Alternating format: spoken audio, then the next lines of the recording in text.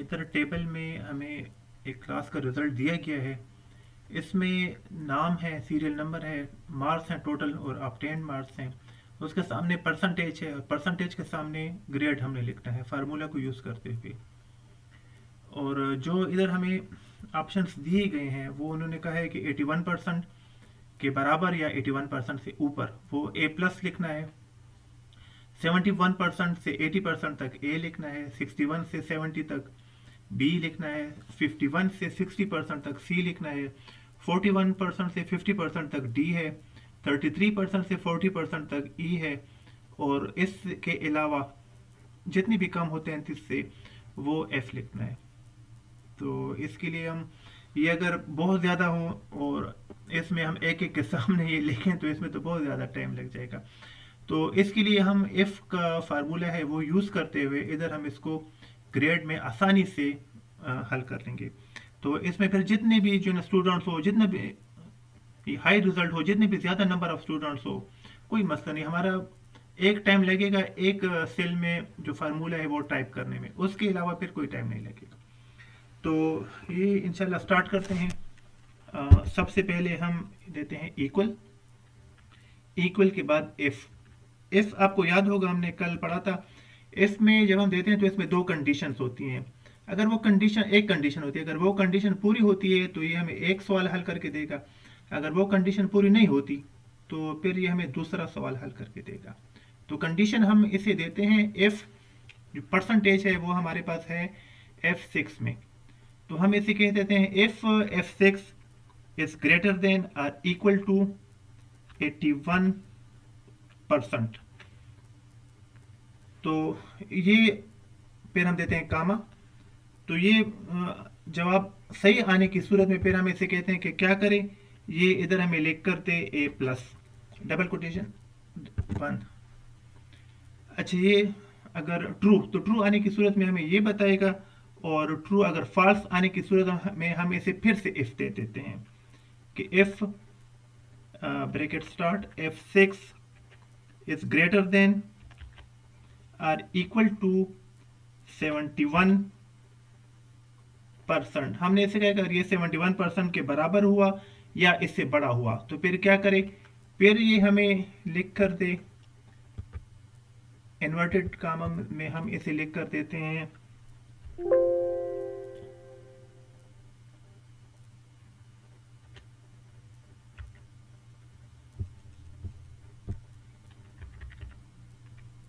ए।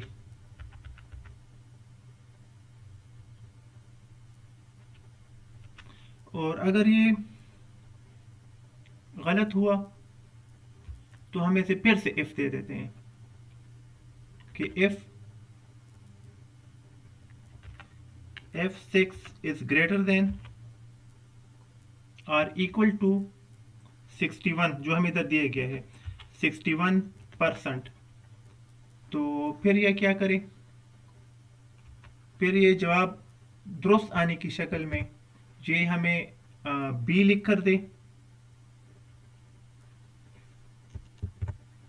और जवाब गलत आने की सूरत में फिर हम इसे इफ देते हैं कि if F6 is greater than or equal to 51, जो कि इन्होंने हमें दिया है 51%। अगर ये 51% के बराबर या इससे बड़ा आए तो फिर हमने इसको देना है कामा। कामे के बाद हमने इससे देना है सी, कि अगर ये 51% या इससे ज़्यादा हुआ तो फिर ये हमें सी लिख कर दे। ये तो जवाब दुरुस्त आने की सूरत में है। गलत आने की सूरत में हम इसे फिर इफ देते हैं if F6 is greater than or equal to 41%। तो जवाब दुरुस्त आने की सूरत में ये हमें डी लिख कर दें, डी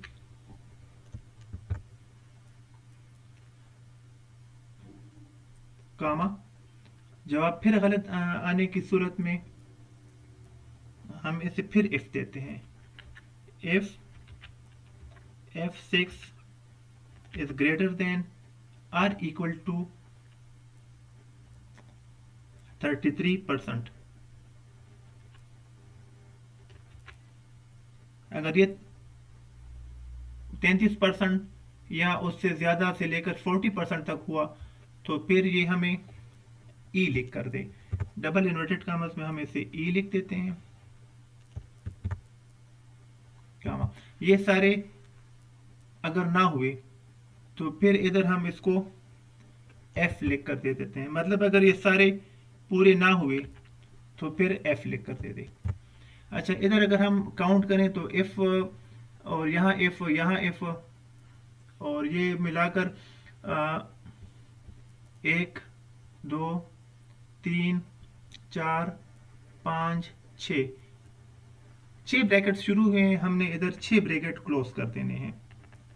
1 2 3 4 5 6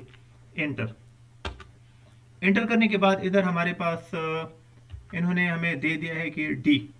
इसका मतलब इसका डी ग्रेड है।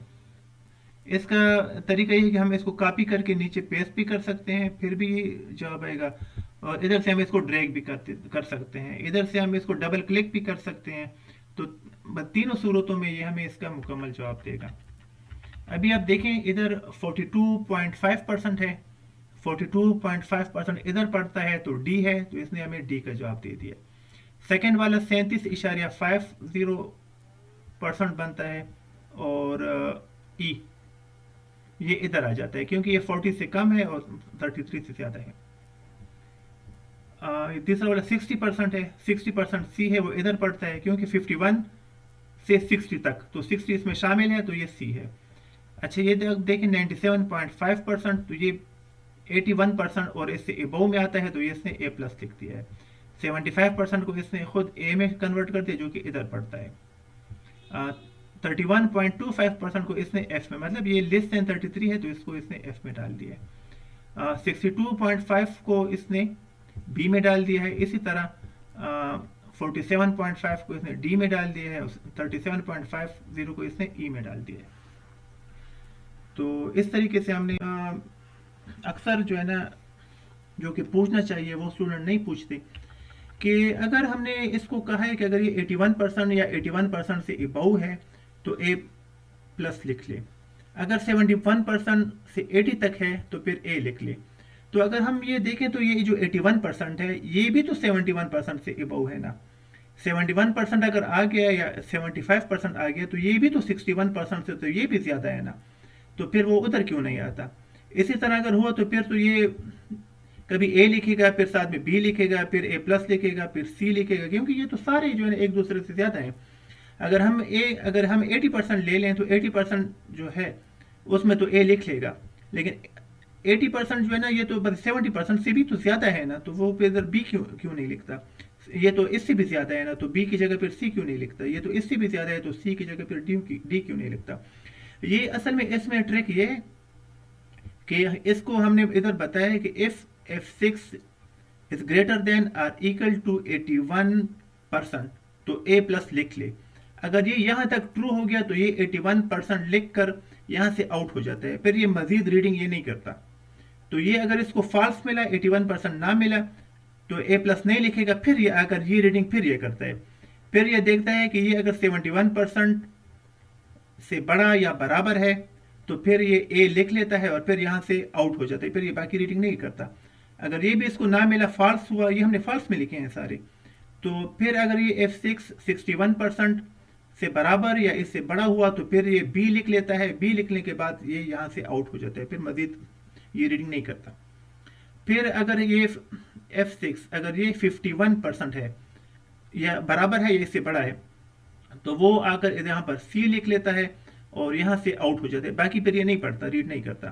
फिर इफ के हवाले से मज़ीद हम कुछ काम करेंगे। यहाँ पर आपने देखा है हमने 7th क्लास का जो रिज़ल्ट तैयार किया है इसमें हमने निकाली थी परसेंटेज के बाद हमने इफ फार्मूला को यूज़ करते हुए जो परसेंटेज थी उसके मुताबिक हमने ग्रेड निकाले थे। फिर हमने रैंक फार्मूला को यूज़ करते हुए हर एक जो स्टूडेंट था उसका रैंक मालूम किया था।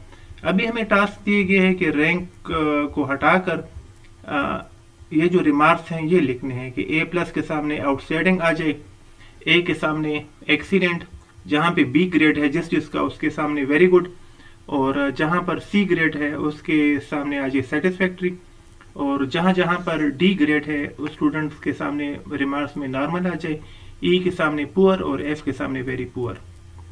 तो ये अगर 2-4 स्टूडेंट 5 स्टूडेंट हो तो वो तो बंदा आसानी से कर लेता है, लेकिन अगर ये सैकड़ों की तादाद से ये स्टूडेंट हो तो फिर तो ये लिखना बहुत ज़्यादा मुश्किल हो जाएगा। तो इसके हवाले से हम इधर लिख लेंगे रिमार्क्स, और ये हम फार्मूले की मदद से अभी ये हल करके आपको देंगे। तो इफ वाला फार्मूला है, जिस तरह हमने तकरीबन 2-4 दिन से हम इसी इफ में हम जो है लगे हुए हैं। तो इसको हल करते हुए हम पहले यहाँ पर लिखेंगे if is equal to if grade वाला जो खाना है वो है G6, हमने इधर दे दिया है if G6 is equal two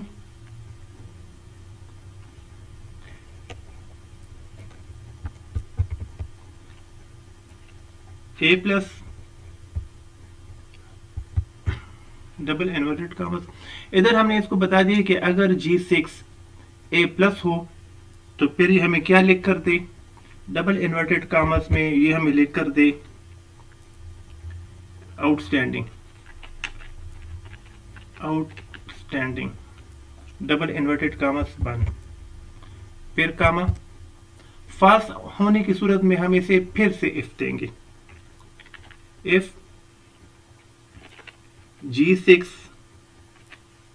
is equal to double inverted commas में हम लिखेंगे A, अगर ये A के बराबर हुआ तो फिर कामा, फिर ये क्या लिखे, फिर ये इधर लिख ले excellent, XCELLENT double inverted commas बंद कामा। अगर ये if G6 is equal to B, double inverted commas में हम लिख लेंगे B, अगर ये B के बराबर हुआ तो फिर उसके सामने ये क्या लिखे, ये फिर लिखे वेरी गुड, तो डबल इन्वर्टेड कॉमर्स में वेरी गुड, फिर डबल इन्वर्टेड कॉमर्स बन। फिर फॉल्स होने की सूरत में if G6 is equal to C, double inverted commas C, double inverted commas बन। तो फिर ये क्या लिखे, फिर ये C अगर हुआ तो फिर ये लिख ले normal, double inverted commas normal और डबल इन्वर्टेड कॉमर्स बंद, और फिर कामा, कामा के बाद इफ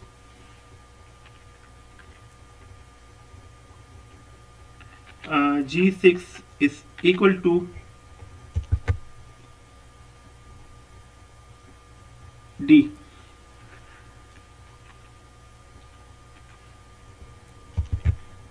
तो इधर ये लिख ले satisfactory,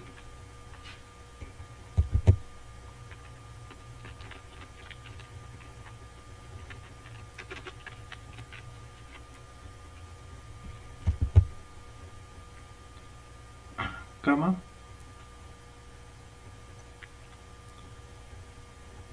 if G6 is equal to E, अगर E के बराबर हुआ तो फिर ये क्या लिखे, फिर ये इधर लिख ले पुअर,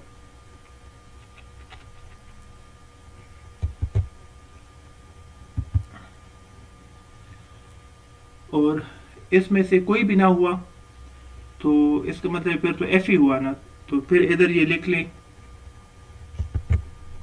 वेरी पुअर।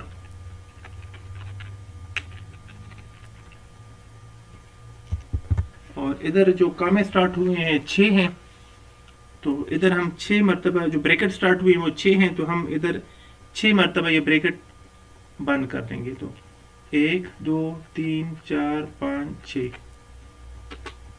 एंटर करेंगे तो ये डी है, तो डी इधर सेटिस्फैक्ट्री कैटेगरी में है।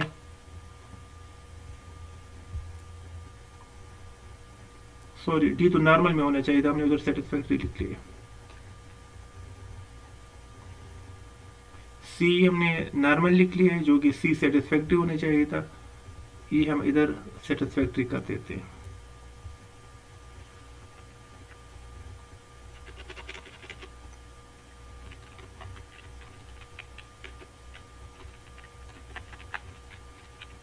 और डी नॉर्मल होना चाहिए, तो इधर डी है, ये हम इधर नॉर्मल कर लेते हैं।